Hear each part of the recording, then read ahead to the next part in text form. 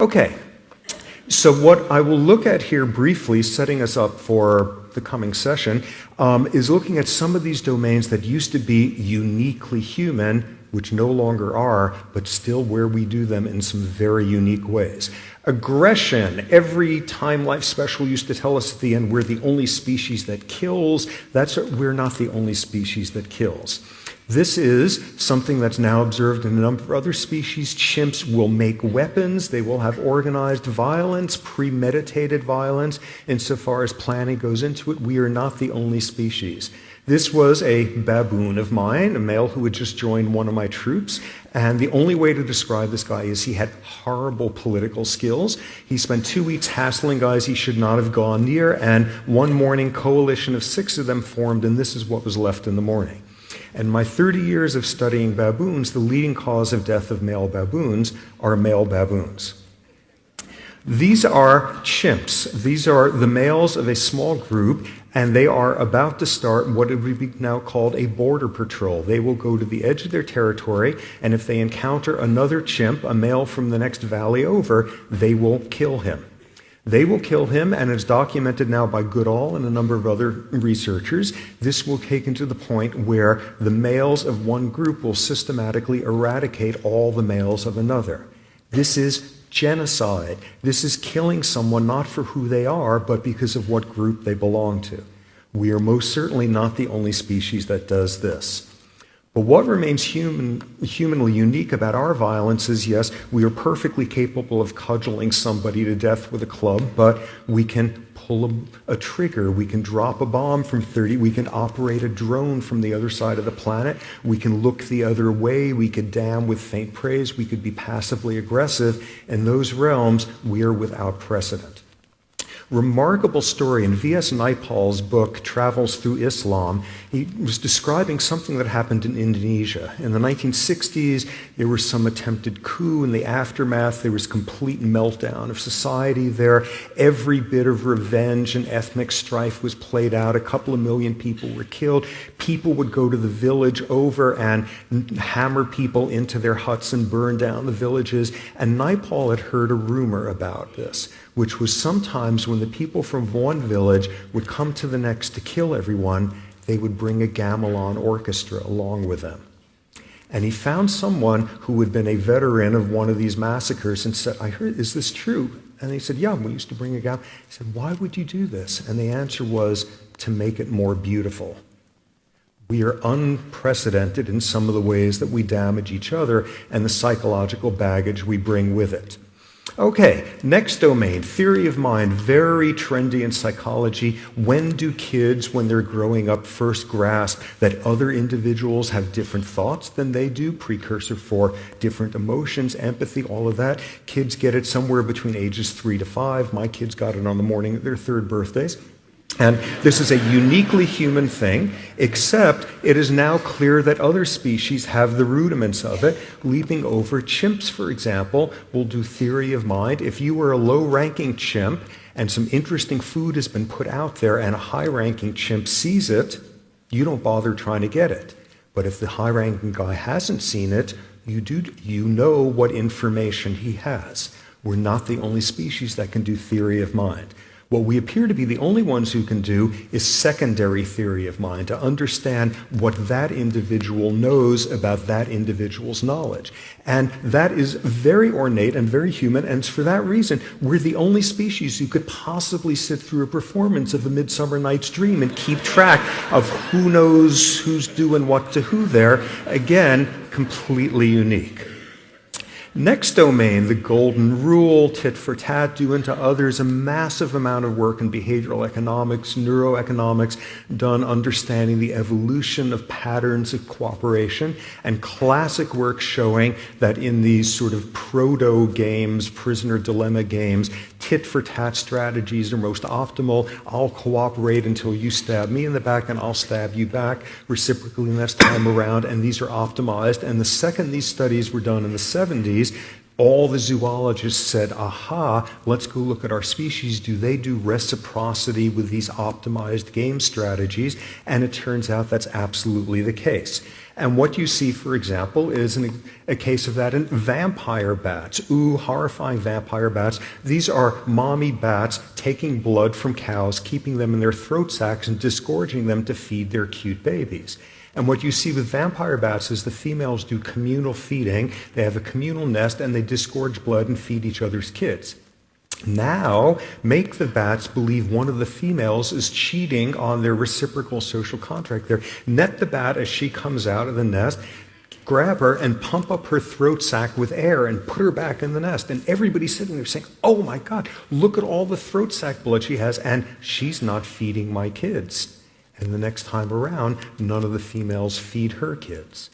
We're not the only species that works out rules for reciprocity of do unto others. What we're the only species is that one that can deal with the fact that others have different desires than you do. We don't all want to be done unto others as they would. No other species can look at this and possibly make sense of what's going on here. Yet we have different motivations, different priorities, different values, and what we are unique at is finding a common currency for this. Next domain, empathy, the thing that defines us. It is so we are no longer the only species with at least the rudiments of empathy. Wonderful work by Franz de Waal and others showing, for example, you have a low-ranking chimp sitting there minding his own business who is spontaneously attacked by a higher-ranking guy in a bad mood. Alternative, low-ranking chimp who picks a fight with a high-ranking guy and is pummeled afterward. This guy was an innocent bystander. This guy was asking for it. And what he has shown is in the aftermath, the other members of the group are far more likely to groom the guy who was the innocent bystander than the one who provoked it. They understand intention. They understand, and they are capable of expressing more pro-sociality for victims than for perpetrators.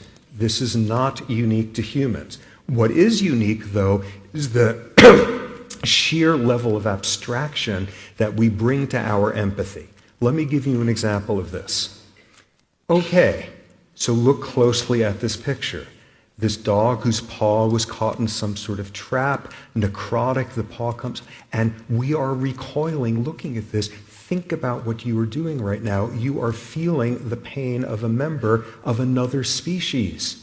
That is unheard of for the most part. We feel the pain for a character in a novel. We feel the pain for the people killed in the eruption in Pompeii thousands of years ago. We could look at this and we say, oh no, the poor Na'vi home tree is falling over in Avatar. These are pixels. These aren't really real creatures. They're computer and we feel terrible for them.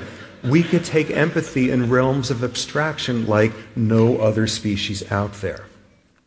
What else used to be about us? Uniquely so, gratification, postponement, that sort of thing, working hard to delay reinforcement. And we all know that you work hard in high school to get into a good college, to get into a good grad school, to get a good job, to get in a good nursing home, and we all work on these hugely delayed pathways of reinforcement.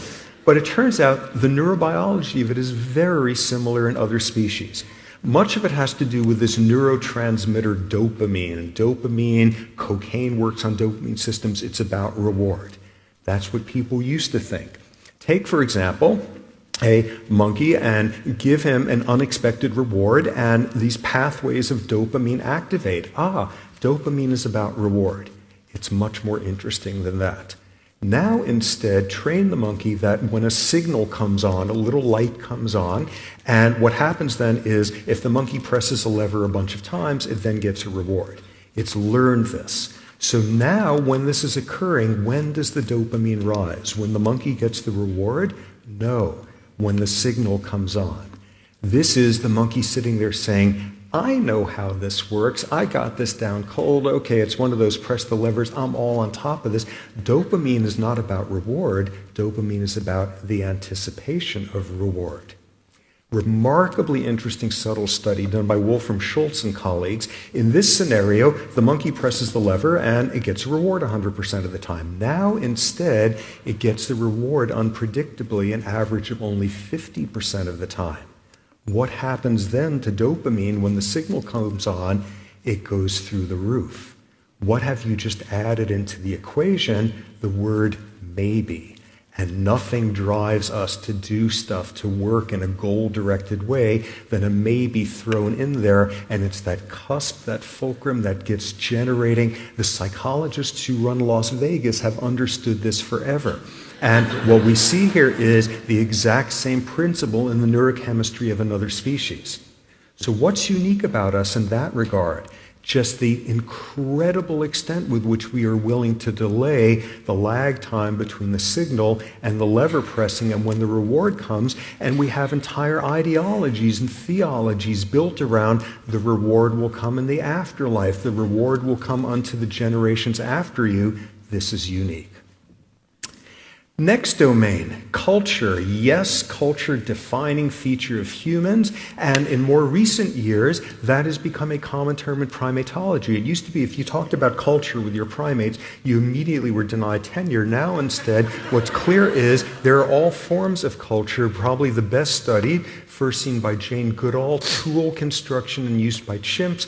By now, 29 different types of tool use has been observed in different chimp populations across Africa, where the same tools are used in different ways in different places. Different tools have evolved to solve the same job, and it's passed on to the next generation. One interesting finding with this was the observation. Here we have a young chimp watching her mother with a termite stick learning how to. The daughters learn much better than the sons do because the sons are off screwing around playing the whole time. The daughters are actually watching mom. So what is different in terms of human culture? Just the sheer Byzantine complexity and splendor of what we can do. No other species could do this. Brine shrimp would be green with envy at the cultural complexity and rituals we can invent. We are unprecedented in that regard. Okay, nonetheless, there are all sorts of domains where what we do is completely unique. The things we do with language, with symbols, with metaphor, the abstractions that we will come up with, the social constructs. One very, very important one initially looks just like every other species out there. As soon as you see baboons fighting with each other based on kinship lines, as soon as you see male chimps killing the males systematically in another population, you see we are not the only species that divides the world into us and them. But what we do with it are some very unique things. We're the only species that is willing to divide our us's into them and thems based on ideology, based on the idea of whether workers should own their factories or not, based on ideas of whether you speak the same language, whether you wear different clothes, what your God's name is, how many of them they are, if you smell different and eat funny food and wear strange clothing. What we do with us's and thems presents one of the most central challenges to our future as humans. And what you'll hear about in the next